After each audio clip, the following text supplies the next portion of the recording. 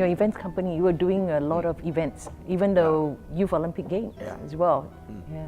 And wakeboarding, because I wakeboard. Yeah. I was involved in the Youth Olympic Games, most of the projects there. We managed all the venues, the sports presentation and stuff like that. And then we did the wakeboard World Cup event, right? That was where we met each other. Yeah. So during that stage of my life, I was kind of excited, you know, because I didn't know what I could do. So I ventured into many different kind of events. I tried everything I could. I had relatively good success. I'm still not happy. Then one day, I found out that I read the papers and it says the Formula One powerboat race is coming to Singapore. And they're looking for a Singaporean driver. And then I realized that, hey, I should just try it out, you know, because when I was in the Navy, I was exposed to very fast boats. My dream was to make a difference.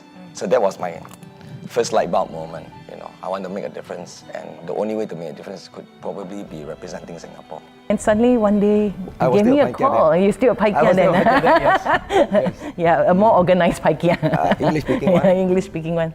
And you know, and one day I received a call from you, and you said you want to give back to communities, you want to give back to society.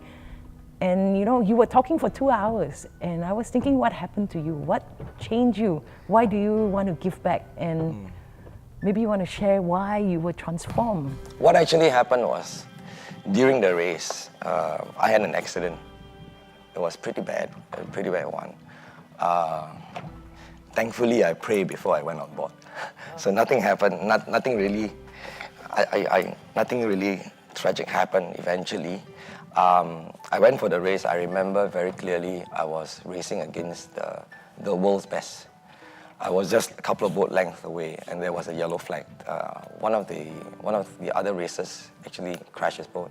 So we were going slow, waiting for the green flag to come back up again. And then when we were clear to race, I overtook him as much as I could, because I thought that was the chance to fly the Singapore flag, you see. So when I was about to do the turn, I think it was turn 2, next to the Malayan, my boat flipped. We call it barrel roll. I barrel rolled twice in the same spot.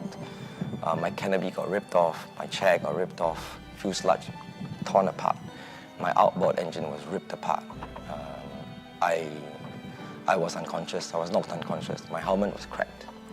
But it was after the accident that it kind of woke me up. You know, there's this saying that says that sometimes you need to go through a very rough patch in life, or in the Hokkien people say, you know, that kind of stuff lah. So yeah, I kind of went through somewhere close to that, and then I woke up.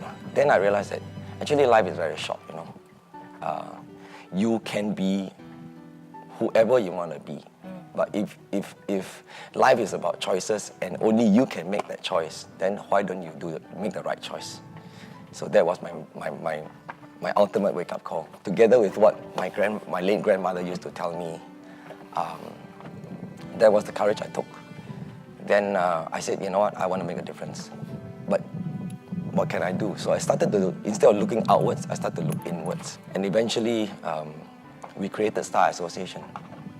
What does STAR stand for? STAR Association means the Singapore Talents, Artists and Resources Association. And with so many good event venues in Singapore, I can't find anywhere else in Asia but Singapore to be the best minds hub you can ever find. And we have the good talent, we have a good location, strategically we are in the best place, we have very good structure in place in Singapore. What else can you not do, you know? So I thought we should come together and elevate each other's standards. Example, if you're a disc jockey, maybe I'm an audiovisual crew, AVL crew, I could learn more from you. You can learn more from me. And then where everyone starts to learn from each other, you become better collectively. And by doing that, you have more to offer to the international crowd, let alone the Singapore crowd.